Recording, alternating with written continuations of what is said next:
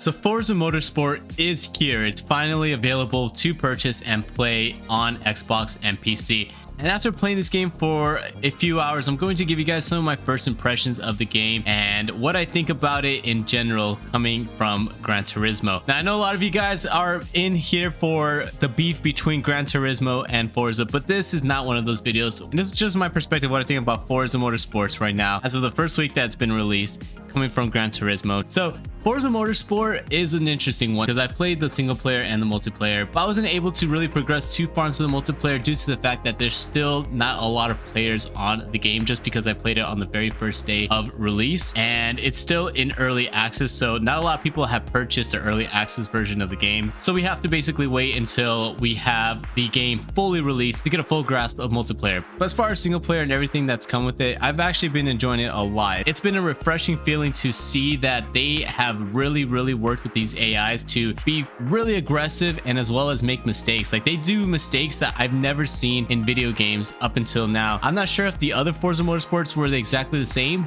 For sure on this one, it's just really awesome to see the AI drive almost human-like, where they go for aggressive overtakes, where they try to sneak their nose on you, and as well as make mistakes if they just go above the limit. The only issue I have with the AI is that on lap number 1, it seems like they are really slow, especially through the first opening corners. I don't know if it's something that they can patch up where the AIs just are able to find a lane and just stick to that lane to progress through the track a little more smoothly in the beginning of the race, but that's basically the main issue that I've been dealing with when it comes to the AI. Other than that, it's been pretty well and I've really enjoyed it. It's been a really good, satisfying feeling. Now, as far as the physics and the handling, I am playing on a FANATEC steering wheel. So if you guys are driving with a Moza or with other steering wheels, I'm not sure if you guys are having the same experience as me, but so far it feels great. I think I just needed to tweak a couple of things on the settings, which was raise the force feedback. Other than that, it was a seamless operation. All I had to do was connect the wheel to the PC and it works smoothly. I was really worried about this because when I played Forza Horizon 5 a couple of weeks ago, when I plugged in my wheel into the PC, it just was not working at all. I wasn't able to use any of the buttons, and then when I finally did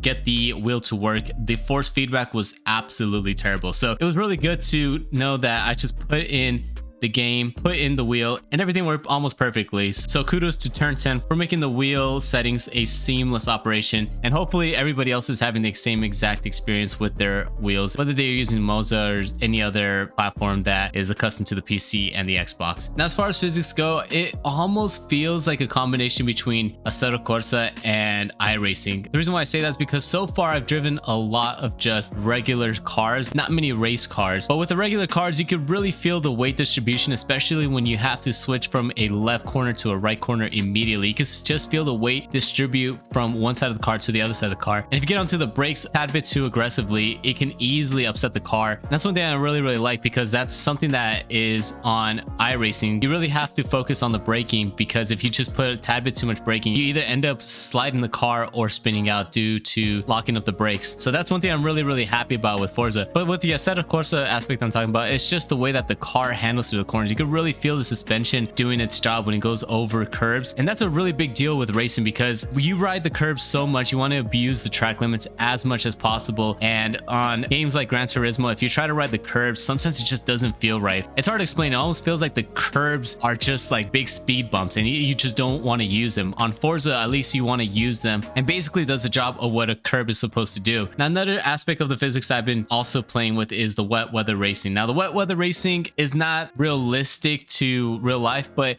so far with all the wet weather racing that I've done, it feels pretty good. You can definitely tell that the grip is a lot less compared to dry weather racing, and so it's really cool feeling the difference between the two different types of weather. But one thing I haven't seen yet, I don't know if it's going to come in a little bit later, it's just puddles, or even seeing a race convert from wet weather to dry. I don't know if that's a feature that this game offers, but if it does, that'd be awesome, where you can see a dry line basically being created once the rain has dissipated and then the sun comes out to dry out the track. So maybe something that is in the game, I just haven't ran across it yet, but if not, hopefully they can add it later on in the game. The next thing I want to talk about is graphics. Now, I know there was a lot of screenshots of people showing the graphics of Forza Motorsport, and to be quite honest, it's not the worst, but it's not the best. I would just say it's just meh. I think the graphics are doable, but of course they're not going to be as pretty as with a game like Gran Turismo. I think Gran Turismo really knocked it out of the park with its visuals and the graphics. Even F1, the most recent one, I think is really, really good, at least atmospheric wise,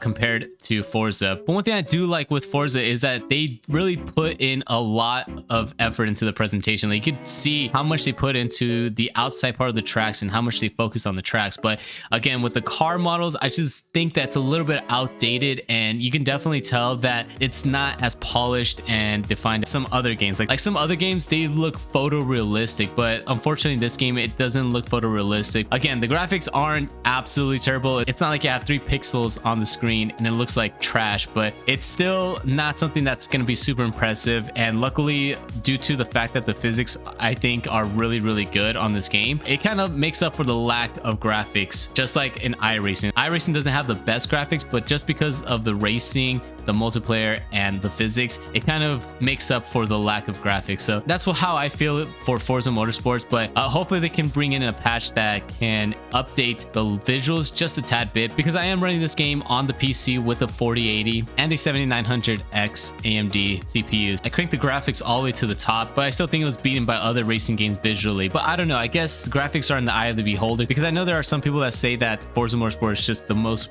gorgeous looking game and beats any other racing game. For me, I just think it's average, passable, but average. Now, the next thing I want to jump into is the cars. Now, I've only been playing this game for about 3 to 4 hours single player, and I've noticed that the car progression is really, really interesting. I really like the fact that you can tune the car and really dial in on stuff that you want to upgrade for each and every race. And it's actually made things a little bit strategic wise, because on some racetrack you need a higher top end speed, and on some racetracks you need to focus on handling. So it's a really cool balance of trying to figure out what you need to upgrade on the car in order to finish in a good position on the next race in the championship. Now, as far as visually customizing the car, I haven't delved into that yet. So that's one thing I want to delve into in the upcoming days, to see how much customization we can do with cars, because I know there's a huge customization car community, and I know a lot of you guys are wondering if you can easily, you know, put in a cool livery or just make the cars that you want that you've seen in real life, or even just your own car that you have, and try to see if you can replicate that into the game. So that's one thing I do have to look into in these upcoming days. But so far, tuning everything, it's just been really, really cool. Who knows if there's going to be any exploits with tunes as well, because that's something that just comes in when it comes to open settings with these racing games, is that some people are able to find exploits. So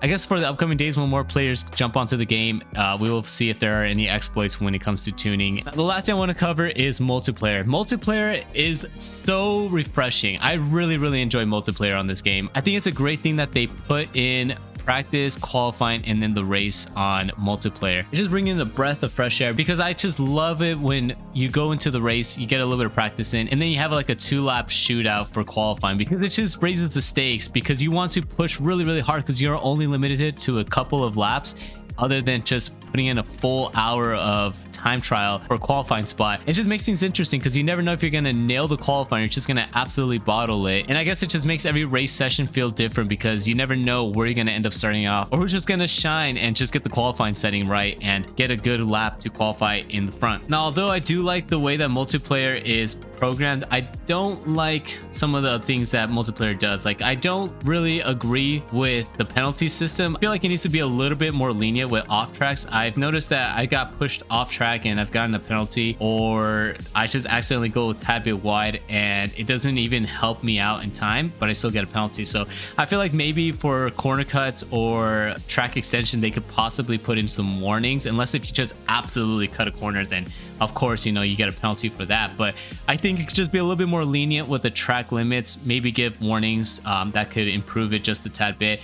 And also another thing that they have to fix is the collision, because there's been times where I've been taken out and I get a penalty due to that collision. Like, I get hit from the car and I get a half a second penalty due to the fact that I got rear-ended. So I think that's just something that has to come with a patch in the future, but I'm not quite certain how good the algorithm is when it comes to giving out penalties. But if they can fix this in the future updates, then that'd be really, really good, because I feel like the penalty system, what they have right now, it's a really good system, because it just adds on to the total race time, just like how it does in real life racing. But again, I think it could be tweaked for minuscule things like going off track just a tad bit, or getting taken out and then getting the penalty. Now, as far as some other stuff for multiplayer, I haven't been able to really touch it, like private lobbies, or even just other parts of the progression system when ranking, due to the fact that I've only been able to play a couple hours on multiplayer, and there really hasn't been that many people online, so it's really difficult to kind of get a feel for how good the ranking system is if you get matched up with other people that are fairly close to your driving skills, and also to see if these lobbies are going to end up getting filled up in about a month, 2 months time after the game has been released. And again, some things might change on the review other than what I said now. I might not like the physics by then, or I might not like the multiplayer and stuff like that. So if you guys want to see my full analysis and my full review, just hit that subscribe button down below and hit the like button down below to help us down the YouTube algorithm. But if I had to tell you guys to buy it right now, I guess it depends on how much you like racing. If you really love racing and you need a new racing game in your life, I say just get it at full price. So far I haven't ran across any bugs or any game breaking glitches, which has been really refreshing, because